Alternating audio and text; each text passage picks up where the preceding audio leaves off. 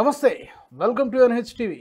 ప్రముఖ టెక్ దిగ్గజ సంస్థ మైక్రోసాఫ్ట్ పాకిస్తాన్కి గుడ్ బై చెప్పేసింది.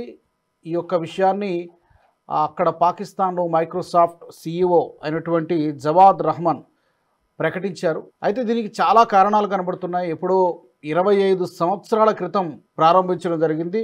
అంటే 2000 సంవత్సరం మార్చి 7న అక్కడ ఈ పాకిస్తాన్లో మైక్రోసాఫ్ట్ కార్యకలాపాలు ప్రారంభించారు. అయితే చాలా కారణాలు కనిపిస్తున్నాయి. ఒకటి, రాజకీయ అస్థిరత, ప్రభుత్వాలు మారిపోవడము, అలాగే ఈ టెక్ దిగుమతుల మీద కూడా రకరకాల ట్యాక్సులు పెరిగిపోవడం, ఇంకా చాలా కారణాలు కనిపిస్తున్నాయి. దీంతో ఇప్పటికే చాలా కష్టాల్లో ఉన్నటువంటి పాకిస్తాన్కు మూలిగే నక్క మీద తాటిపండు పడినట్టుగా ఈ మైక్రోసాఫ్ట్ అక్కడి నుంచి పాకిస్తాన్ నుంచి తీసేయడం అనేది మరింత పెద్ద షాక్ అని చెప్పొచ్చు. అసలు ఎందుకు తీసేశారు, ఎందుకు తీసేయాలనుకుంటుంది మైక్రోసాఫ్ట్, పాకిస్తాన్ నుంచి ఎందుకు వెళ్ళిపోవాలనుకుంటోంది, ఈ యొక్క ప్రభావం మిగిలిన కంపెనీల మీద కూడా ఏమైనా పడుతుందా, ఇప్పటికే ఉన్నటువంటి కంపెనీలు కానీ ఒకవేళ ఎవరైనా రావాలనుకుంటే కనుక వాళ్ళు కూడా వెనక్కి తగ్గే అవకాశం కూడా ఉందని చెప్తున్నారు ఎక్స్పర్ట్స్. ఈ అంశానికి సంబంధించి బ్రీఫ్గా విశ్లేషించే ప్రయత్నం చేద్దాం. ఈ చర్చలో నాతో పాటు జాయిన్ అవుతున్నారు రాజకీయ విశ్లేషకులు చాడా శాస్త్రి గారు. శాస్త్రి గారు నమస్తే అండి.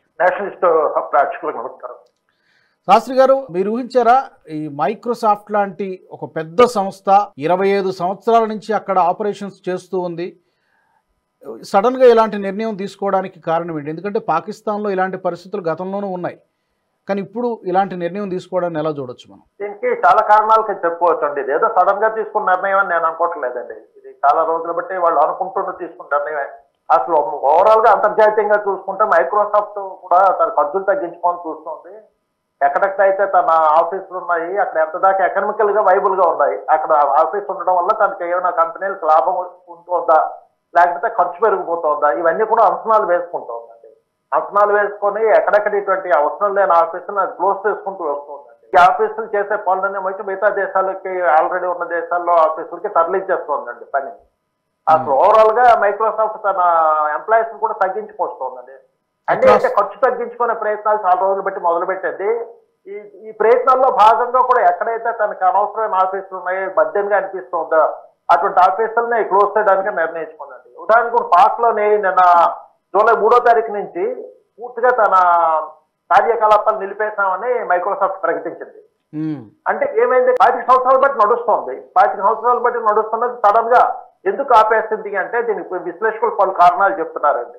అంటే ఏంటి ప్రధానంగా ఏంటి అక్కడ పొలిటికల్ ఇన్స్టెబిలిటీని మనం చెప్పుకోవచ్చా, లేకపోతే కంపెనీకి మనుగడ అని ఎందుకు తీసేయాల్సినటువంటి పరిస్థితి, ఏమైనా వాళ్ళకి ఏమైనా ఇబ్బందికరమైనటువంటి పరిస్థితులు ఉన్నాయా, ఎక్కడైనా ఇంపోర్ట్ చేసుకోవడానికి ఏమైనా ఇబ్బంది కలిగిస్తుందా, లేకపోతే ఎంప్లాయీస్కి ఏమైనా ఇబ్బంది కలిగిస్తుందా, అసలు ఏంటి? అంటే ప్రపంచవ్యాప్తంగానే మైక్రోసాఫ్ట్ తన యొక్క ఎంప్లాయీస్ని తగ్గించుకుంటోందని మనం ఇదివరకు చూసాం, లే ఆఫ్స్ ఇవన్నీ కూడా జరుగుతున్నాయి. దాంట్లో భాగంగా ఇది జరుగుతోందా? అది కూడా ఒక కారణం అండి. కానీ మేజర్ కారణం అయితే పాకిస్తాన్ ఇంటర్నల్ పరిస్థితి అండి. అంతర్గతంగా పాకిస్తాన్ ఆర్థిక పరిస్థితి బాగోలేదు, శాంతి భద్రతల పరిస్థితి బాగోలేదు. దృష్టిలో ఈ కారణాలన్నింటి తర్వాత పరిపాలన కూడా అత్యధిక ప్రభుత్వం ఉంటుందండి. ఎప్పుడే ప్రభుత్వం ఉంటుందో, ఎవరు పడిపోతారో తెలియదు, పాలసీ డెసిషన్స్ ఎలా ఉంటాయో తెలియదు, తర్వాత ట్యాక్స్ పద్ధతి ఎలా ఉంటుందో తెలియదు, తర్వాత దిగుమతుల మీద సుంకాలు ఎలా ఉంటాయి, అంతా మీకు కన్ఫ్యూజన్ గా గందరగోళంగా ఉండే పరిస్థితుల్లో విదేశీ సంస్థలు వచ్చి వ్యాపారం చేయడం చాలా కష్టం అండి. ఏ దేశమైనా మీకు సుస్థిర ప్రభుత్వం ఉన్న వాటికి, ఇప్పుడు భారతదేశం చూసుకోండి, అందుకే మనకి 2014 నుంచి చక్కగా అభివృద్ధి చెందుతోంది. విదేశీ కంపెనీలు బోల్డ్ వచ్చి పెట్టుబడి పెడుతుంది, ఎందుకంటే సుస్థిర ప్రభుత్వం ఉంది. ఎటువంటికే GST లాంటి సంస్కరణలు తీసుకురాగలిచారు. తర్వాత టెక్నాలజీ బాగా ఉపయోగించి మనకి పేటిఎం పేమెంట్స్ లాంటివి తీసుకొచ్చారు. సో రకరకాలు చేయడానికి అవకాశం ఉంటుంది మీకు సుస్థిర ప్రభుత్వం ఉంటే. పాకిస్తాన్ తద్విరుద్ధంగా పూర్తిగా అక్కడ డిస్టర్బ్ గా ఉంటుందండి. ఎవరు ప్రభుత్వంలో ఉంటారో తెలియదు, ఎన్నాళ్ళు నడుస్తుందో. దానిదేనా ఏమైందంటే పాకిస్తాన్ రూపాయి విలువ డాలర్తో విపరీతంగా పడిపోయింది. తర్వాత భారతదేశం రూపాయి విలువతో విపరీతంగా పడిపోయింది.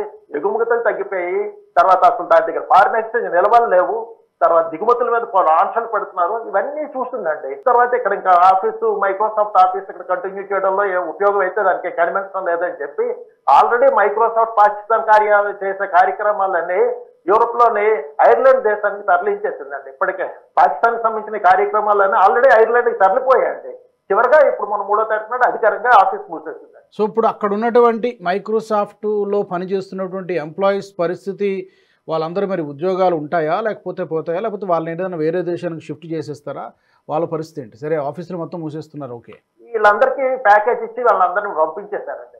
వాళ్ళ కాంపన్సేషన్ అయితే అధికారికంగా మైక్రోసాఫ్ట్ రూల్స్ ప్రకారం ఇవ్వాలో వాళ్ళందరికీ ఇచ్చేసి వాళ్ళందరికీ ఉద్యోగాల నుంచి తీసేశారండి. ఇంకా మళ్ళీ వారికి ఉద్యోగాలు లేవు. మైక్రోసాఫ్ట్ కి సంబంధించిన సాఫ్ట్వేర్ దాని ఉత్పత్తులు అంటే మిగతావన్నీ పాకిస్తాన్ లో యథావిధిగా కొనసాగుతాయండి, వాటికేం ఆటంకం ఉండదు. కానీ మైక్రోసాఫ్ట్ సపోర్ట్ ఇన్నాళ్ళు లోకల్ గా మైక్రోసాఫ్ట్ ఆఫీస్ ఇచ్చేది, ఇక నుంచి ఏమవుతుందంటే మీకు ఐర్లాండ్ కానీ యూరోప్ దేశాల నుంచి కానీ ఈ సపోర్ట్ ఇస్తారండి. అట్లాగే లోకల్ గా కొందరు వెండర్స్ తోటి ఏజెంట్స్ కింద కొందరు వెండర్స్ పెట్టుకొని వాళ్ళ ద్వారా కావాల్సిన సదుపాయాలు ఇస్తారండి. అందుకని ప్రస్తుతానికి మైక్రోసాఫ్ట్ టూల్స్ వాడుతున్న ఏ సంస్థలకు కానీ, ప్రభుత్వానికి కానీ, వ్యాపార కేంద్రాలు కానీ, వ్యక్తులకు కానీ ప్రస్తుతానికి వెంటనే అయితే ఏ ఇబ్బందులు ఉండవండి. ఇది సాఫ్ట్వేర్ మిగతాగా మైక్రోసాఫ్ట్ ప్రొడక్ట్స్ అన్ని పాకిస్తాన్ లో నడుస్తాయండి. ఒక అధికారికంగా ఆఫీస్ మాత్రం మూసేస్తారండి. దానికి కూడా ప్రయోజనం చెప్పాను కదా మీకు. పాకిస్తాన్ లో నడుస్తున్న ఆఫీస్ కి వీళ్ళకి పెద్దగా ఆదాయం రావటం లేదండి.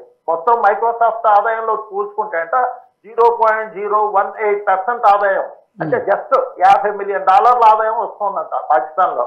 సో ఇది ఇక్కడ ఎస్టాబ్లిష్మెంట్ ఏం చేయవలసిన అవసరం వాళ్ళకి కనిపించలేదని చెప్పి ఈ అక్షరపు దీన్ని కొని పెద్ద చేద్దాం అంటే ప్రభుత్వం అక్కడ బాగోలేదు, ఆర్థిక పరిస్థితి బాగోలేవు, శాంతి భద్రతల పరిస్థితి బాగోలేదు, అందుకని ఇంకా దీన్ని పెంచలేరు, అలాగనే కంటిన్యూ చేయలేరు, అందుకని ఏకంగా మూసేశారు. అలాగే గత 4 సంవత్సరాల్లో పాకిస్తాన్ అప్పు కూడా చాలా గణనీయంగా పెరిగిపోయిందని చెప్తున్నారు. ఎప్పుడు 2020-21 సంవత్సరంలో పాకిస్తాన్ ప్రభుత్వానికి ఉన్నటువంటి అప్పు $39,860 బిలియన్ అయితే ఇప్పుడు అది చాలా పెరిగిపోయింది. అప్పులు పెరిగిపోయినాయి, తర్వాత రెవెన్యూ తగ్గిపోయింది అనుకుంటా. బహుశా ఈ ప్రభావం కూడా ఇలాంటి కంపెనీలు, టెక్ దిగ్గజ కంపెనీలు పాకిస్తాన్ నుంచి వెళ్ళిపోవడానికి మరో కారణంగా చెప్పుకోవచ్చా? అవునండి, అది అందరూ చెప్తున్నారు. విపరీతంగా ఫారిన్ నిల్వలు బాగా తగ్గిపోయాయండి. అట్లాగే అప్పులు విపరీతంగా పెరిగిపోయాయి. మీకు ఉదాహరణ చెప్పాలంటే మీకు ఎంత దూరం వెళ్ళక్కర్లేదు. 2014లో ఒక భారత రూపాయి ఇస్తే పాకిస్తాన్ ₹1.70 వచ్చేదండి. ₹1.70 ఉండేది పాకిస్తాన్ రూపాయి విలువ. ఈ 10 ఏళ్ళకి ఇప్పుడు ప్రస్తుత పరిస్థితి ఆల్మోస్ట్ డబుల్ అయిపోయిందండి. ఒక రూపాయికి ₹3.40 ఇస్తారండి పాకిస్తాన్ రూపాయి. అంటే ఆల్మోస్ట్ డబుల్ అయిపోయింది. సో ఈ రూపాయితో విలువైనప్పుడు డాలర్ తోటి ఇంకా విలువ పడిపోయిందండి, పాకిస్తాన్ విలువ పడిపోయింది. ఇప్పుడు అక్కడ లోకల్ గా పెట్రోల్ ఒక లీటర్ $233 అమ్ముతున్నారు అండి. అంటే మనకు డబుల్ అట్లా. అంటే మీకు ఉదాహరణ చెప్పాలంటే పాకిస్తాన్ లో 50,000 జీతం వస్తుందంటే ఇండియాలోనే అదే లెక్కను చూసుకుంటే 1,50,000 జీతం వస్తున్నట్టు. కరెక్ట్. అంటే వాళ్ళకి అంత వస్తే గానీ అక్కడ మెయింటైన్ చేయలేరు, వాళ్ళు 300 జీతం వస్తే గానీ అక్కడ మెయింటైన్ చేయలేరు, అంత ఖరీదులు పెరిగిపోతున్నాయి అక్కడ. సో అందుకని సాధారణంగా ఏమవుతుంది, నిరుద్యోగం పెరిగిపోతుంది, ధరలు విపరీతంగా పెరిగిపోతున్నాయి. ఈ మైక్రోసాఫ్ట్ మూసేయడం అన్నది ఒక ఆఫీస్ మూసేయడం అన్నది కాదండి.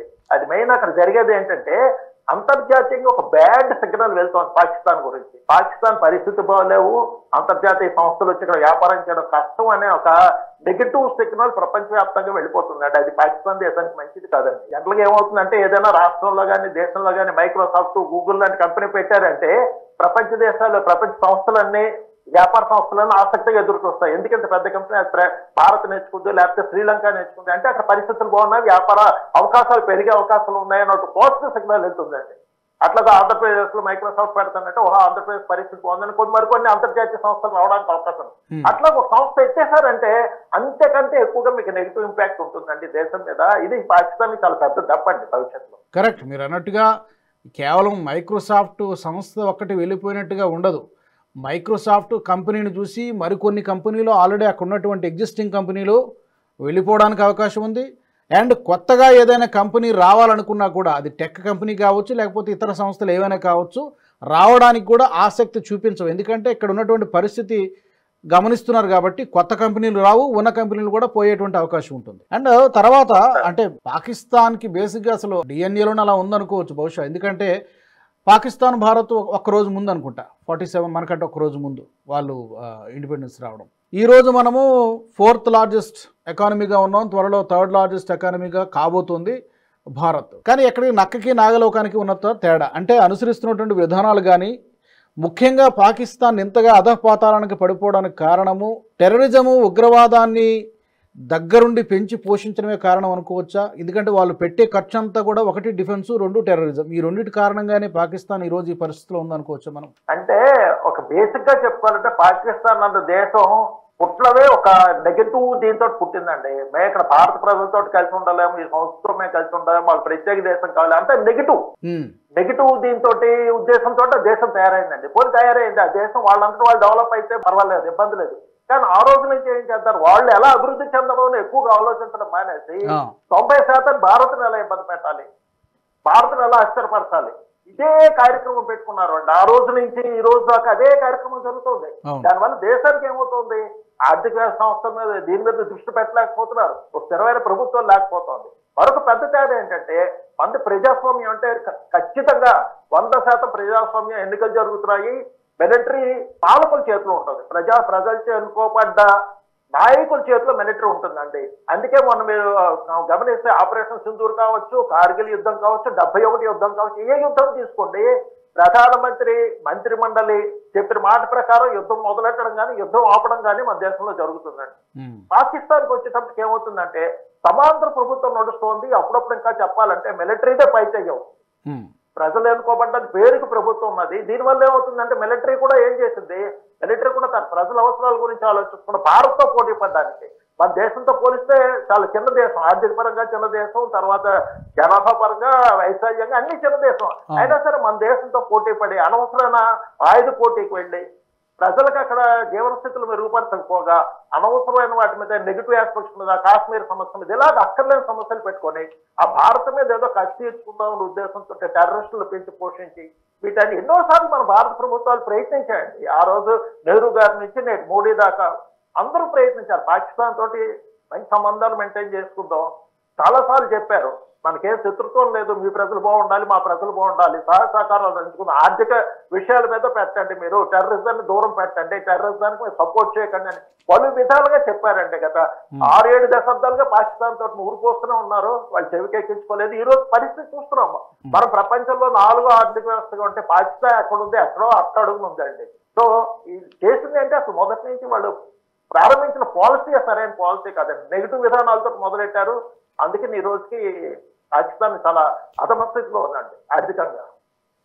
అవును, ఇప్పుడు సరే వేరైపోయారు, సెపరేట్ అయిపోయారు, ఓకే. అక్కడి నుంచి పాకిస్తాన్ ఎలా డెవలప్ చేయాలి, ఈ ప్రాంతం ఎలా అభివృద్ధి కావాలని ఆలోచించుంటే మేబీ ఈ పాటికి ఎంతో కొంత స్థాయికి చేరుకునేవారేమో.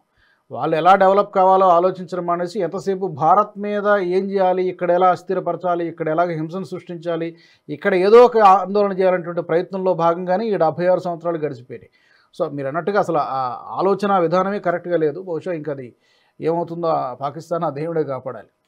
శాస్త్రి గారు అయితే చూద్దాం మరి. Thank you so much for your analysis, thank you so much for joining us. మరి మా ప్రేక్షకులు కూడా ఈ అంశానికి సంబంధించి పాకిస్తాన్ ఈ రోజున ఇంత అధఃపాతాళంలో కూరుకుపోవడానికి కారణం ఏమై ఉంటుందని మీరు అనుకుంటున్నారు? తప్పకుండా మీరు కామెంట్స్ రూపంలో పెట్టచ్చు. అలాగే NHTV నేషనలిస్ట్ హబ్ నుంచి మీరు ఇంకా ఎలాంటి టాపిక్స్ని మా దగ్గర నుంచి కోరుకుంటున్నారో అది కూడా మీరు కామెంట్స్ రూపంలో పెట్టచ్చు. మా గ్రూప్ ఆఫ్ ఛానల్స్ని తప్పకుండా సబ్స్క్రైబ్ చేసుకోండి. జై హింద్.